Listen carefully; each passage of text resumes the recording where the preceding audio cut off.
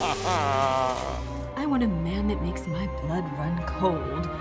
A man that every time he enters my crypt, it's like a stake through my dead black heart. This is fine. I'm okay with the events that are unfolding currently. That's okay. Things are gonna be okay.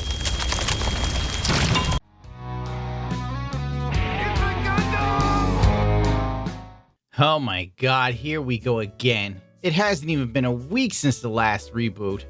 Hollywood has creative brain cancer, much like my cat having diarrhea and spraying his butt juices all over my wall. The entertainment industry sees another opportunity to rob the grave of a once great and beloved franchise. NBC Universal ran to the crypt and grabbed the Munsters. Because what else can they reboot? Seinfeld? George is getting triggered! The Munsters only lasted 2 seasons, about 70 episodes, which by today's standards is like 11 seasons.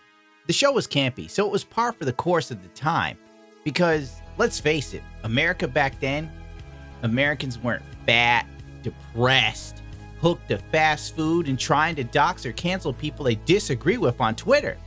It was a simpler time back then, i.e. less retarded. This is High Karate's top secret lime orchard, where High Karate's cracked botanists have developed the only lime big enough and powerful enough to go into High Karate Oriental Lime after shave. High Karate Oriental Lime, with indispensable instructions on self-defense in every package.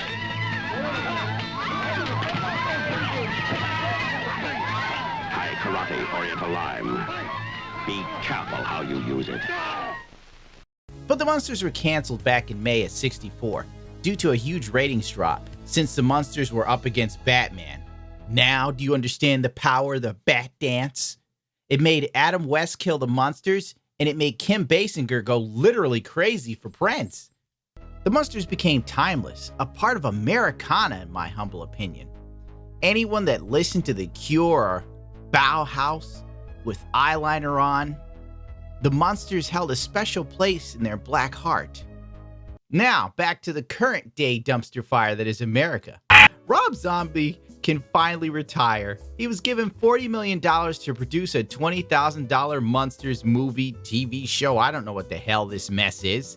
The trailer's so bad it's like a slow motion train crash where the conductor jumps out and takes a few steps and then bursts into flames for no reason at all.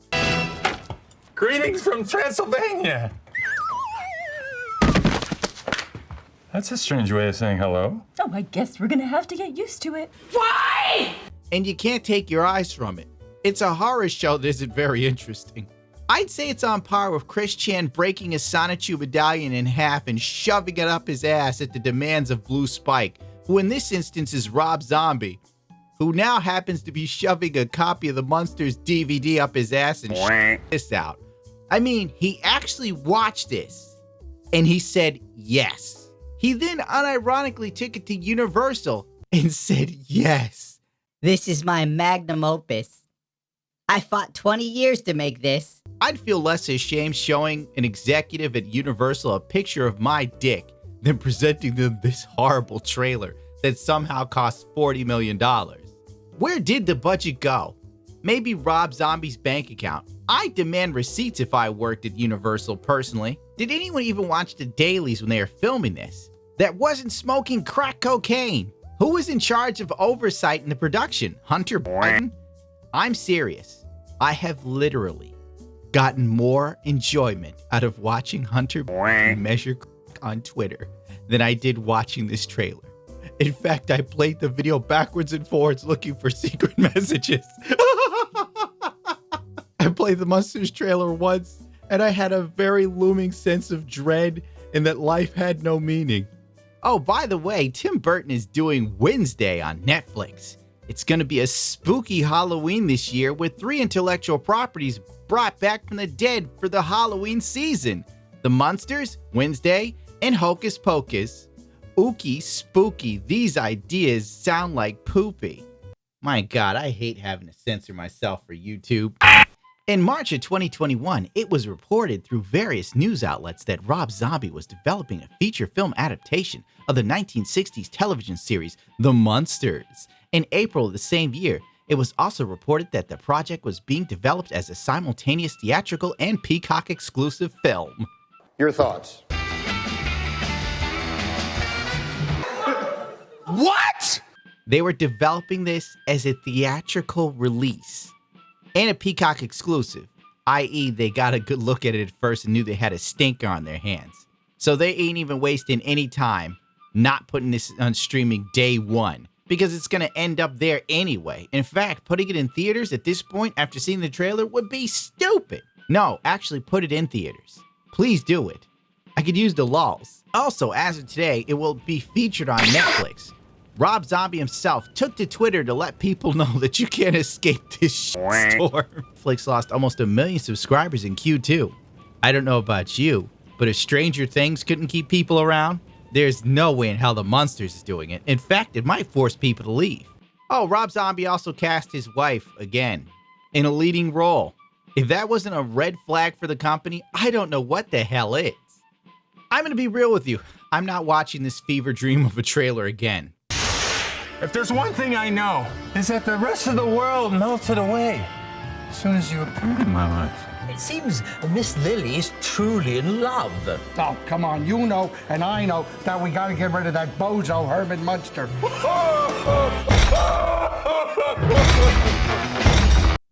This feels way more like a half-baked Munsters parody than a proper reboot. What did the Munsters do to Rob Zombie to make him hate them enough to do this? I've seen more cinematic quality out of consumer-level cameras, no joke. They can look amazing if you know what you're doing, but I'm always confused as to how some professionally made films look like they were shot with a $600 to $2,000 camera. I'm just here wondering how this cost $30 to $40 million. The Munsters, as written, produced, and performed by your local community theater. This looks like a TV movie from the Fox Kids era of the early 90s. That's actually incredibly true. This looks like Big Bad Beetleborgs. I'll just stick to watching reruns and forget this ever happened. Imagine sitting through 2.5 hours of this. God only knows when this movie's coming out, but when the rest of the internet gets a hold of it, it will make Morbius look like the Shawshank Redemption in comparison. And that's when the real fun begins. I, for one, will be grateful for the future meme templates that this will spawn. And maybe companies will stop taking Rob Zombie seriously as a director. Honestly, Rob Zombie is amazing. He somehow took 2 hit songs and turned it into an entire career, like a modern-day Alice Cooper. I mean, let's be real. He had Dragula, Living Dead Girl, and More Human Than a Human. That's like 3 hits. The Culture Clubs had just as many hits. I dare say Wham had more. And nobody remembers Wham. And his filmography isn't much better. He's done like 2 decent horror films, which isn't saying much in today's horror genre. The horror movie fans get something that isn't total trash, and they celebrate it like it's 1940s America and the World War II had just ended. The horror film genre is where the superhero genre is going, and you can quote me on that. That's enough time talking about this absolute pile of dredge. Time to watch Netflix Resident Evil. See what I'm saying? How horror films and TV shows are just so garbage as something comes out and is not really bad. Everybody acts like it's the greatest thing to ever happen. Oh my god, Resident Evil is really bad.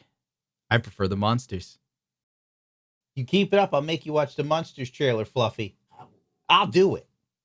No, don't do it. You will watch the Munsters and you will like it. No, don't backtalk. You love the Munsters, Fluffy. Come here. Ow. My balls, Fluffy. Fine, if you're going to sit on my lap. Like, ow, Jesus. Jeez, you're not a cat, that's for sure.